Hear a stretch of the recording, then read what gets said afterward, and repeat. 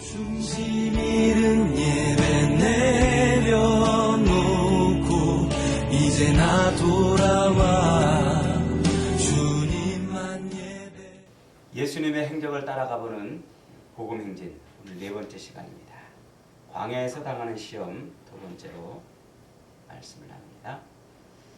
예수님이 하늘이 열리고 성령이 비둘기같이 임하는 세례를 받으셨다 그랬잖아요.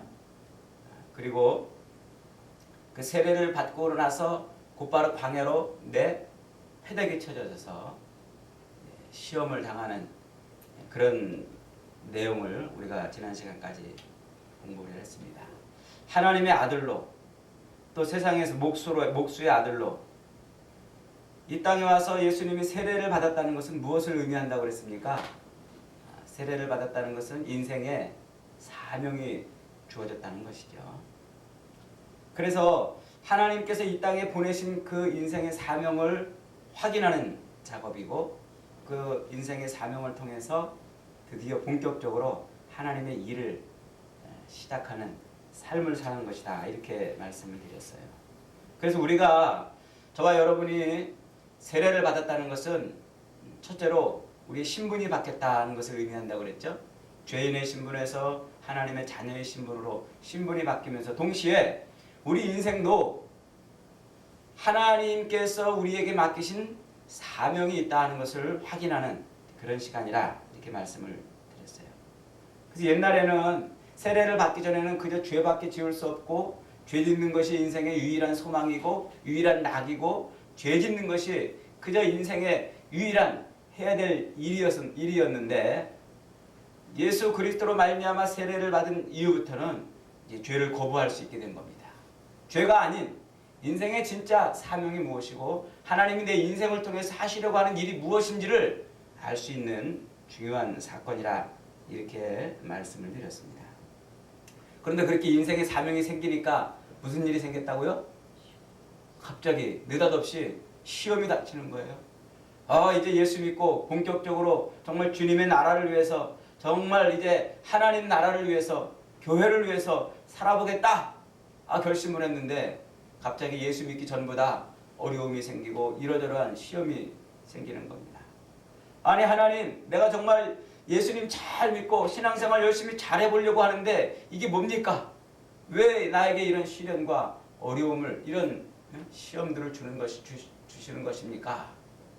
그런 탄식이 막 저절로 나올 때가 있죠. 우리가 예수 믿으면은 형통하고 예수 믿으면 복받고 예수 믿으면 인생이 다 잘 될 줄 알았는데 갑자기 시련의 바람이 부닥치고 어려운 물질적 어려움이 생기고 건강의 어려움 이런저런 또 시험과 시련이 닥쳐오는 것입니다. 그런데 그렇게 시련과 시험이 내 인생에 불어닥치면 그것은 무엇을 상징하는 거라고요? 드디어 하나님이 내 인생을 들어서 쓰시기로 작정한 사인이라 그렇게 말을 했어요. 내 인생에 시련이 불어닥치고 내가 예수를 잘 믿고 이제 하나님 나라를 위해서 하나님을 위해서 내 인생을 들여서 살기로 결단하고 결심을 하면 그때 시련과 시험이 불어닥치는데 그것이 바로 하나님이 내 인생을 내버려 두지 않고 내 인생 가운데 함께해서 내가 네 인생을 들어 쓰겠노라 라고 보내주시는 사인이라 하는 것입니다. 그래서 우리가 하나님께서 내 인생 가운데 역사하시는 놀라운 능력을 경험할 수 있는 중요한 기회가 된다 이렇게 말씀을 드렸어요. 여러분, 예수를 믿고 마음에 결단하고 이제 내가 드디어 본격적으로 뭔가 하나님 나라를 위해서 주님의 영광을 위해서 일해보리라 살아보리라 그렇게 결단하고 결심했는데 여러분에게 시련이 오고 여러분에게 시험이 닥치면 하나님이 드디어 여러분을 본격적으로 쓰시고 여러분의 인생을 들어 쓰시려고 일을 시작하신 줄 믿으시기를 축원합니다. 오늘은 이 예수님이 광야에서 당한 이 시험에 대해서 좀 더 구체적으로 들어가 봅니다. 여러분, 말세가 되면은요 마귀가 아주 적극적으로 아주 집요하게 하는 일이 뭐냐면 사람들로 하여금 하나님에게서 점점 멀어지게 해요. 그래서 말세가 가까우면 가까울수록 마귀는 점점 더 하나님에게서 사람들을 멀어지게 하려고 그렇게 공격을 합니다. 그런데 여러분, 마귀는요, 우리보다 항상 머리가 좋다는 것을 잊어버리면 안 돼요. 마귀는 영적인 존재입니다. 우리보다 훨씬 더 머리가 비상하고 훨씬 더 우리의 치명적인 약점이 무엇인가를 잘 압니다. 그래서 우리를 공격할 때 그냥 허투루 공격하지 않습니다. 아주 치명적인 무기들을 사용하죠. 오늘 말씀을 통해서 우리는 그 마귀가 말세의 성도들을 넘어뜨리고 하나님에게서 멀어지게 하는 그런 무기가 무엇인지를 배우게 될 것입니다. 오늘 마귀가 예수님을 공격한 무기는 무엇입니까? 크게 세 가지예요. 첫째로 돌로 떡을 만들어 먹으라 하는 것입니다. 돌로 떡을 만들어 먹어라. 떡보다는 사실은 이 밥이라고 이렇게 번역하는 것이 좋겠지요.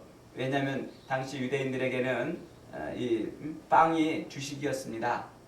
그리고 오늘 빵이 주식이어서 그 빵을 우리는 떡이라고 번역을 했는데 사실은 오늘 우리에게 밥이라 이렇게 말할 수가 있죠. 먹고 사는 문제라는 겁니다. 먹고 사는 문제. 하나님께서 아담을 지으시고 아담의 그 죄를 인해서 아담에게 말씀하신 게 뭡니까? 하나님이 필경은 내가 땀을 흘려야 먹고 살리라 이런 말씀을 해주셨어요.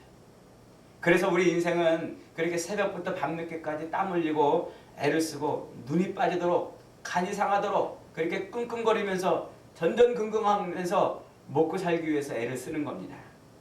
그래서 이 먹을 것의 문제, 먹는 문제는 마귀가 우리 성도들을 공격하는 가장 최고의 수단이고 시험의 또 도구이기도 하죠. 여러분, 배고픈 사람이 밥을 구하고 밥을 찾는 것 당연하지 않습니까? 여러분, 밥을 굶어보셨나요? 정말 밥 굽는 것만큼 비참한 것이 없고 밥 굽는 것만큼 정말 고통스러운 것이 없을 것입니다. 예수님은 지금 40일을 금식을 하셨잖아요. 그래 얼마나 시장하시고 배가 고프시겠습니까? 그렇게 대단히 아주 단단히 굶주려 계신 그 예수님에게 다가와가지고 마귀가 지금 유혹을 하는 거예요. 왜 너 그냥 있냐? 왜 그냥 있냐? 왜 배고픔을 스스로 해결하지 않느냐는 것입니다.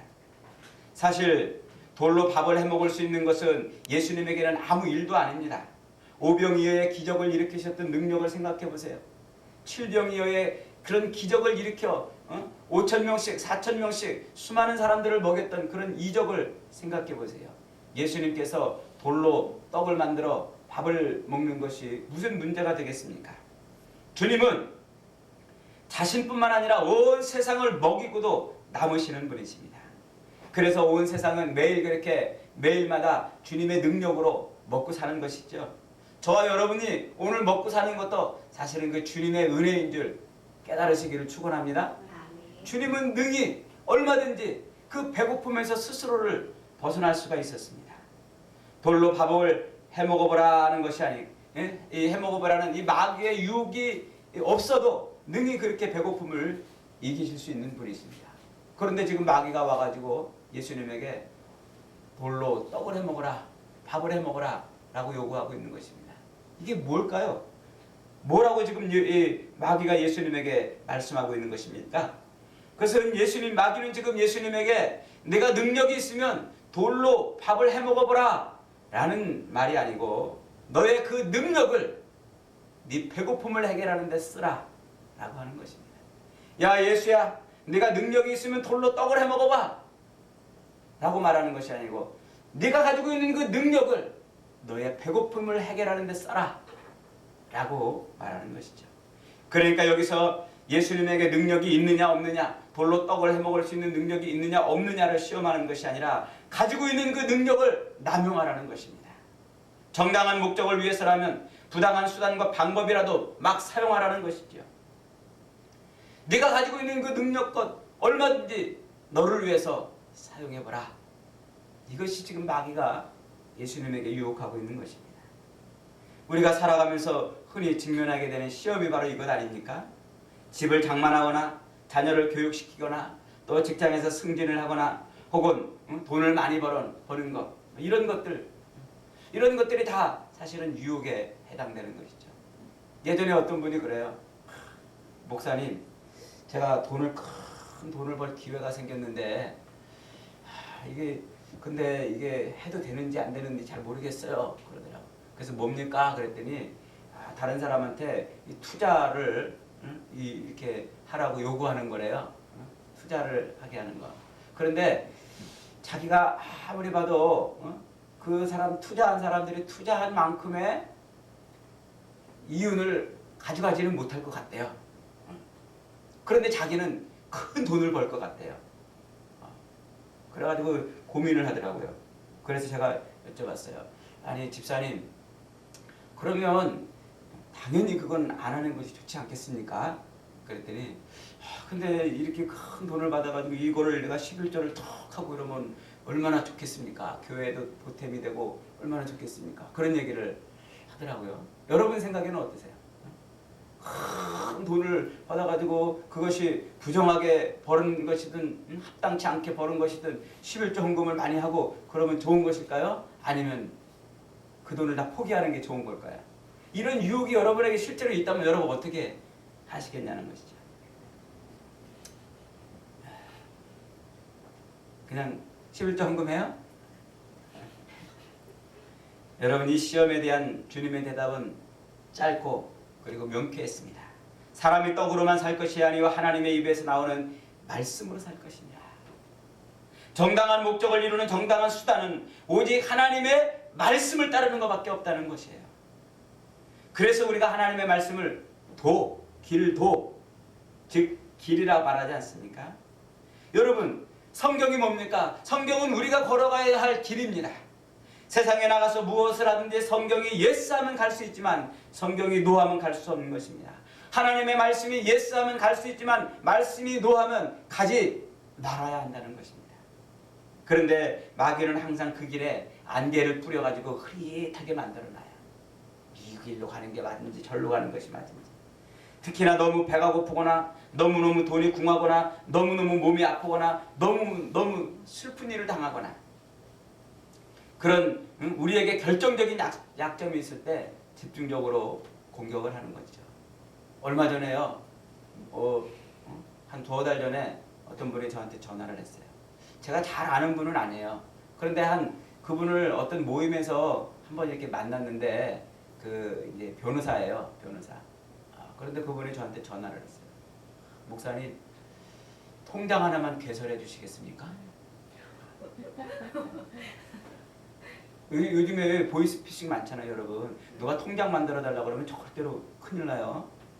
그거 만들어지는 순간 여러분들은 범죄자가 되는 겁니다. 근데 이분은 내가 그분을 잘 알고 그러기 때문에 보이스피싱에 이렇게 연루되고 그런 분은 아닌 거예요. 그래서 왜 그러십니까? 그랬더니 목사님 교회 헌금 좀 하려고 그럽니다. 그래서 가만히 이렇게 생각을 해봤어요. 그들이 세금을 탈루하고 싶은 거예요. 세금을. 제 통장을 이용해가지고 세금을 좀 탈루하고 싶은 거예요. 그래서 제가 요즘에 우리 교인들이 자꾸 예배 줄고 오늘도 이렇게 많이 빠졌잖아요. 그래가지고 재정적인 그런 압박도 있고 그래서 제가 어떻게 했을까요? 순간적으로 고민했을까요? 여러분 그런 거는 따질 것도 없어요. 그렇게 해서 여러분 제가 만약에 한번 그렇게 가지고 통장을 개설해줬는데 그래서 예를 들어 가지고 돈 얼마를 받았다고 쳐봐요.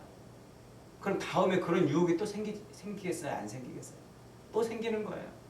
또 하고 싶고 또 하고 싶고 한번 거기에 미끼를 무는 순간 이미 그것은 잘못된 것입니다. 사울 굶어 남의 집 담장을 넘지 않은 사람이 없다는 속담처럼 여러분 우리가 정말 절실하고 정말 필요하고 그런 어떤 간절히 바라고 원하는 그런 문제를 마귀는 알아요.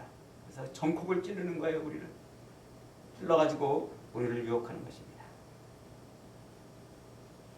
요즘에 우리 한국교회 교인들이 이 주님이 말씀하신 이 말씀을 이렇게 바꿨다고 그러잖아요. 사람이 하나님의 입에서 나오는 말씀으로만 살 것이니라 라는 말씀을 사람이 하나님의 입에서 나오는 말씀으로만 살 것이 아니요 떡도 있어야 사느니라 이렇게 바꿨대요. 떡도 있어요. 돈이 있어야 산다는 거죠. 여러분, 성도에게는 바른 길을 가는 것이 성공입니다.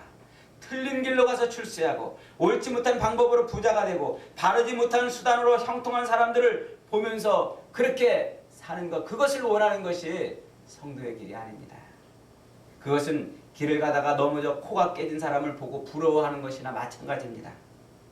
지금 당장 배가 고파 죽을 것 같아도 여러분, 하나님의 말씀을 붙드십시오. 하나님의 약속을 붙드십시오. 감당할 시험밖에는 주시지 않는다는 그 약속을 바라보십시오. 주님은 반드시 하나님의 길, 하나님의 말씀을 따라 사는 그 길에 서 있는 인생을 높여주시고 붙들어주시고 그 인생을 책임져 주시는 겁니다. 하나님의 말씀을 떠난 인생을 하나님은 결코 책임져 주지 않으십니다. 그런데 마귀는 꼭 그렇게 유혹을 해요. 그렇게 벗어나도 그것이 될 것처럼 유혹을 하는 것입니다. 사랑하는 여러분, 우리에게 불어닥치는 이런 시험들을 능히 이길 수 있는 믿음이 있기를 주님의 이름으로 축원합니다. 두 번째 시험은 성전 꼭대기에서 뛰어내려보라 하는 것이었어요. 성전 꼭대기에서 뛰어내려보라. 그러면 하나님이 천사들을 명해서 네 발을 딱 받쳐가지고 네가 땅에 떨어져 죽지 않게 하리라 하는 것이죠. 예수님은 지금 사단이 무엇을 노리는지 정확히 아셨어요. 하나님에 대한 믿음의 시험은 거죠. 하나님에 대한 믿음을 시험해 보는 것입니다. 그래 이 마귀의 이 의중을 꿰뚫은 예수님은 즉시로 그래서 사단에게 외칩니다. 사탄아 물러가라. 주 너의 하나님을 시험하지 말아라. 저도 그럴 때가 있어요. 하나님이 여기다 교회를 개척하게 하신 게 맞나? 하나님이 나를 사랑하시는가? 하나님이 정말 나와 함께 하시고 나를 여기까지 인도하셨나? 이런 의심이 여기서 몽골 이렇게 올라올 때가 있어요. 여러분들은 뭐 믿음이 좋으니까 그런 때 한 번도 없죠? 한 번도 의심해 본 적이 없죠, 여러분은? 어떻게 하나님을 의심해 보겠어요? 여러분, 우리는 때때로 이런 믿음의 시험에 빠질 때가 너무나 많아요. 예배당에 앉아서는 막 찬양하고 막 기도할 때는 막 성령이 임한 것 같아서 주님만을 위해 살겠습니다. 주님이 내 인생의 전부입니다. 이러고 집에 딱 돌아가가지고는 하루도 안 돼가지고 이게 주님이 원하시는 길이 맞나? 주님이 나를 사랑하시나? 이런 의구심, 이런 의심이 들 때가 많죠. 마귀는 성도들의 마음속에 계속해서 이런 생각을 들려줍니다. 아주 열심히 틈틈이 중얼중얼 계속해서 우리의 귀에 그런 소리를 들어줍니다. 하나님이 너 사랑하시는 거 맞냐? 하나님이 너 인도하는 거 맞냐? 하나님이 분명히 너를 높여주신다고 그렇게 하신 게 맞냐? 계속해서 귀에다가 서건서건 됩니다. 그런 소리가 들릴 때는 어떻게 합니까? 사탄아 물러가라. 주 너의 하나님을 시험하지 말라. 여러분, 흥미로운 것은요, 지금 이 마귀가 예수님을 시험할 때 무엇을 지금 사용하고 있습니까? 그것은 바로 성경 말씀을 들어서 지금 사용하고 있어요. 야 예수야, 성전 꼭대기에서 뛰어내려봐라. 그러면 기록되었으되 저가 너를 위하여 그 사자들을 명하시리니 저희가 손으로 너를 받들어 발이 돌에 부딪히지 않게 하리로다 하신 말씀처럼 너를 그렇게 지켜주지 않겠냐? 마귀가 예수를 시험할 때 지금 성경 말씀을 들어가지고 시험하고 있어요. 성경 말씀을. 여러분, 이 마귀가, 성경은요, 마귀가 쓰는 최상의 무기 중에 하나예요. 성경은 마귀가 쓰는 무기 중에 하나. 마귀는 늘 성경 말씀으로 성경 말씀을 의심하게 만들어요. 말씀을 들어가지고 말씀을 의심하게 만든단 말이에요. 놀라운 일이지요. 그러나 마귀는 하나님의 말씀을 가지고 우리를 유혹하고 하나님의 말씀을 가지고 말씀을 의심하게 우리를 미혹합니다. 요즘 수많은 기독교인들이 바로 성경 말씀을 의심하고 그러다가 하나님을 의심하지 않습니까? 옛날 에덴 동산에서도 그랬습니다. 옛된 마귀는 바로 하나님의 말씀을 가지고 하와를 유혹하여 결국 넘어뜨렸습니다. 하나님이 참으로 너희에게 동산 모든 나무의 실과를 먹지 말라 하시더냐? 하나님은 진짜 그렇게 말씀하셨느냐? 그러므로 성경을 갖고 성도들을 유혹하는 이 악한 자들을 조심해야 합니다. 악한 자들. 마귀가 성경을 들어가지고 성경을 의심하게 만드는 이 기가 막힌 일들을 우리가 정신을 안 차리면 어떻게 이길 수 있겠습니까? 성경을 의심하게 만들고 하나님의 사랑과 능력을 의심하게 만들면 그것이 바로 마귀의 앞잡이요 시험이라고 보시면 됩니다. 여러분, 성경은 의심하라고 주신 말씀이 아니고 믿고 순종하라고 주신 말씀인 줄 확신하시길 바랍니다. 우리가 성경을 온전히 읽을 때 마귀가 도망을 가는 거예요. 왜냐하면 성경을 온전히 읽을 때 마귀의 정체와 전략이 폭로되기 때문입니다. 우리가 성경을 온전하게 들을 때 마귀가 힘을 잃습니다. 설교를 아멘으로 듣는 자에게 성령이 임하기 때문입니다. 우리가 성경을 그대로 믿고 지킬 때 마귀에 진입하게 됩니다. 믿고 순종하는 말씀은 성령의 검이요 총이요 폭탄이기 때문에 그렇습니다. 그래서 마귀는 성도가 성경을 읽는 것을 제일 두려워해요. 마귀는 성도가 성경을 붙들고 사는 걸 제일 두려워합니다. 설교를 들을 때 그래서 방해하고 설교를 듣지 못하라고 만드는 겁니다. 성경을 믿고 순종하려고 할 때 시험을 하는 것입니다. 계시록 1장 3절에서 분명히 말씀하고 있습니다. 기록된 성경을 읽고 듣고 그대로 믿고 그대로 지키는 사람이 복이 있는 사람이라. 그가 마귀를 이기는 사람입니다. 여러분, 악한 마귀를 이길 수 있는 힘은 하나님의 말씀을 붙들고 그 기록된 말씀을 지켜 그대로 순종하는 데 있는 줄 믿으시기 바랍니다.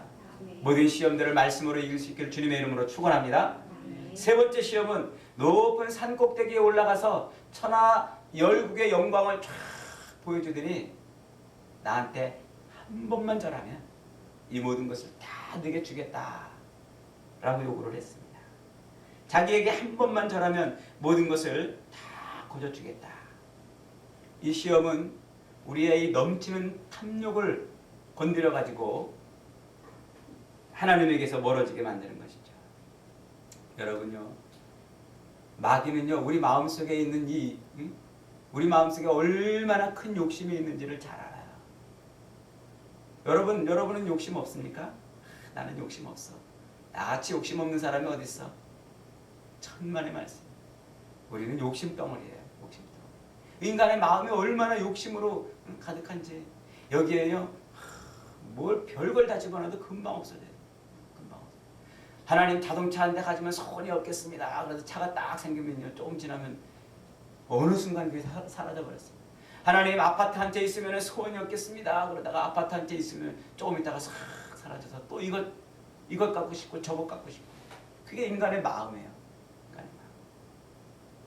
우리는 항상 세상 부귀영화를 보며 침 흘리고 세상 부귀영화를 바라보며 사모하고 늘 그것을 얻으려고 꿈을 꾸지 않습니까? 마귀가 그 탐심에 불을 지릅니다. 간단하다. 나한테 한번 절만 하면 이 모든 것을 다 주겠다. 너무나 쉬운 방법이죠.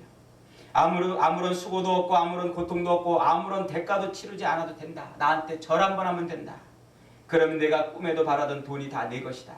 저 높은 자리가 다 내 것이 될 것이고 저 명예도 내 것이 될 것이다. 그럼 마귀가 우리에게 이렇게 와서 요구하면 어떻게 할 겁니까? 만약에 희연자매 마귀가 와가지고 나한테 한 번만 절하면 내가 로또 복권 당첨되게 해줄게. 그러면 어떡할까? 아휴, 나한테 그런 시험 왜 안 오지? 나한테도 와봤으면 좋겠어. 한 번만 절하면 다 줄 것 같죠? 여러분, 마귀는 거짓말쟁이에요. 천하 열국의 영광을 쫙 보여주더니 예수님한테 자기한테 한 번만 절하면 그걸 다 주겠대. 그게 누구 건데? 그게 다 누구 건데요? 그게 다 하나님 것 아니에요? 마치 자기 것처럼 자기가 줄 수 있는 것처럼 그렇게 유혹을 해요. 그래서 우리가 넘어지는 거예요. 그 거짓말에 속아가지고 말이죠. 수많은 현대 교인들이 이 시험에 걸려 넘어졌습니다. 하나님을 과감히 차버리고 대신 마귀를 섬겨 그가 주는 방법으로 세상의 부귀영화를 취하였습니다. 그런 마귀의 유혹에 대해서 예수님의 방법이 무엇입니까? 예수님의 대답이 무엇입니까? 오직 주 너의 하나님만 경배하라. 주 너의 하나님만 경배하라. 성도들이 세상의 부귀영화를 취하는 방법은 마귀에게 절하고 얻을 수 있는 것이 아니라 하나님을 경배하고 얻을 수 있는 것인 줄 믿으시기를 축원합니다. 천하 만물과 모든 부귀영화가 누구의 것입니까? 다 주님의 것입니다. 그런데 주님은 그것을 어떻게 얻으셨습니까? 마귀에게 절하고서 얻습니까? 아닙니다. 십자가를 짊어짐으로 얻으셨습니다. 빌립보서 2장 4절 이하에서는 이렇게 말합니다. 너희 안에 이 마음을 품으라. 곧 그리스도 예수의 마음이니 그는 근본 하나님의 본체시나 하나님과 동등됨을 취할 것으로 여기지 아니하시고 오히려 자기를 비워 종의 형체를 가져 사람들과 같이 되었고 사람의 모양으로 나타나셨음에 자기를 낮추시고 죽기까지 복종하셨으니 곧 십자가에 죽으십니다. 하나님이신데 이 땅에 오셔서 자기를 낮추시고 죽기까지 복종하시다가 십자가에 죽으셨단 말이에요. 그랬더니 어떤 일이 벌어졌다고요?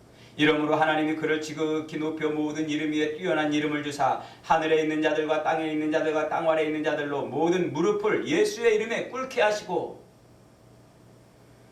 우리 주님이 세상의 모든 영광을 어떻게 얻었다는 것입니까? 마귀에게 무릎 꿇고 얻은 것이 아니라 십자가를 짊어지고 얻은 것입니다. 그렇게 만물의 주가 되시는 길은 바로 십자가의 길이었습니다.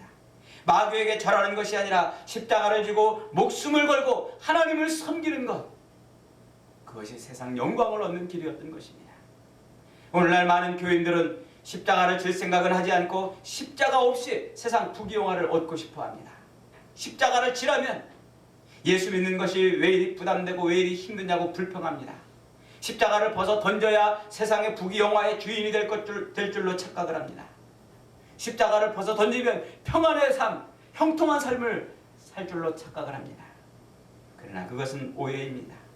여러분, 왜 우리가 예수 믿는 것이 힘이 듭니까? 십자가 때문입니까? 아닙니다.